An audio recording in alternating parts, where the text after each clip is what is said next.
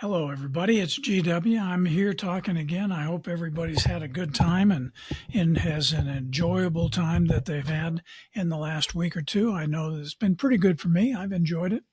I'm going to talk today about numbers. There's just some numbers that keep popping up in my head around different things that I keep hearing, and I just they're just mind-boggling to me. The one number that keeps coming up in my head is the number 200. And the number 200 is interesting because, first off, about a week ago, when you had the presidential thing with Biden dropping out and Kamala Harris coming on board, suddenly you had an influx of money. I mean, it really did energize the donors on the Democratic side to go in and really open up their pocketbooks to the point that it's been reported that her campaign has gotten $200 million in the first week after President Biden announced that he was not going to run for president. Now, 200 million. That's an interesting number when you look at that. Now, you also had 28,000 people who came in the first day to volunteer to work on the Harris campaign. Now, that's a big number too. It's not 200,000, but it's 28,000 is a big number. Now, another place where 200 million came up is I went to see a movie today, Wolverine and Deadpool, and it was entertaining. Hopefully you had seen a lot of the Marvel movies and television shows and things like that. Although otherwise you would not possibly catch on to some of the major nuances that they had in the movie. But it has reported that it cost them about $200 million to make that movie. Now, it's also been reported that they made just over $200 million in the first weekend that it was open this last weekend. So they're going to eventually make money on this. Now that's a lot of money. And at the end of the movie, with most Marvel movies, you sit there at the end of the movie and you watch the credits scroll, forever. It must take 20 minutes for those credits to scroll because they frequently, and they did in Deadpool and Wolverine, they frequently throw a little tidbit in there during the middle and at the end of the credit scroll. Now that makes it that people actually watch this. Now they roll them so fast that you can't read them, but they are rolling names that are just must be 1,000 names, 2,000 names that are on there, and that they all had to be paid. And not only did they have to be paid, but the companies they work for had to be paid.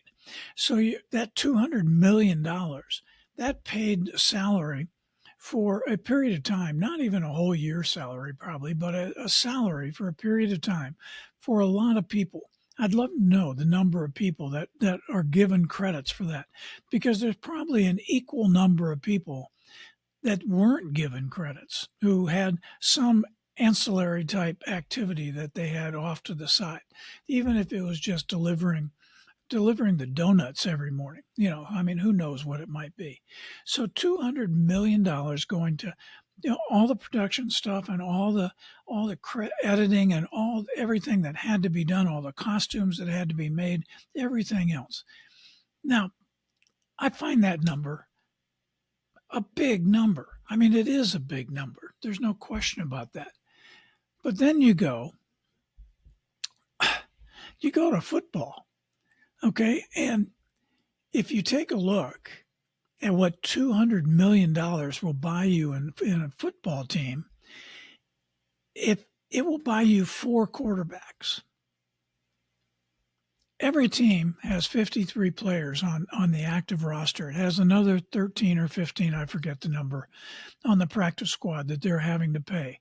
They're having to pay, the coaches. They're having to pay all the staff that they have that are running the football team. They're having to pay a lot of people, but they're paying $50 million a year is the average going rate over the last 12 months of a top quarterback to be signed, $50 million a year. So you could get 4 quarterbacks for $200 million. Or you could make Deadpool and Wolverine. And then, by the way, you're going to make some money because they made more than $200 million in the first weekend, and it's going to continue to make a bucket full of money as it comes in. Probably end up being around $1 billion total. So somebody's going to get really rich, off that. People that probably are already too rich. So you look at those numbers and you go, my gosh, I mean, what is going on with that? I mean, how is it that you can have that amount of money being paid and have it just for 4 people when you do that? Makes me wish that I had tried a little harder when I was in high school. I played quarterback in high school, not very well, but I did play quarterback. And I could throw the ball a little bit, but, I didn't have anywhere near the ability that these guys have. But guys who went to college in the same time that I did, like Terry Staubach, I mean, he was in college and started in the pros at Pittsburgh about the time I got out of college. He never made anything close to what they're making today. Now, he's doing just fine, don't get me wrong. But, I mean, he must look at these salaries that are being paid and go, oh my gosh. And I remember a story about Mickey Mantle, who was one time asked in probably the 1970s, late 1970s, when you started having the free agency and you started having players that could actually go in and negotiate on their own and do that to play baseball someplace. And they said, well, Mickey, who made, I think, the most he ever made, I think, was 125 or 150,000 a year. It said, what would they have to do today? This was late 70s, early 80s, to have you play on their team in your prime. And, Mickey being Mickey, he basically said they'd have to give me part of the team. They'd have to load the Brinks truck up with equity in the team and to have him come in and play that way. Now, that's just amazing. But anyway, as I look at this, the number 200 is stuck in my head. So I don't know that I'll see 200 again for a while, but that's what it's been so far today. So anyway, hope you enjoyed that. There's Snowman, trying to get some things off his chest. Remember, I'm GW. If you are looking for me, I have a podcast, Son of a Preacher podcast by GW. Find that on any of the links that you might find. You might want to subscribe or like this. If you go to YouTube, go to @GailStark, GailStark, or Stark Musings. You might be able to find it that way too.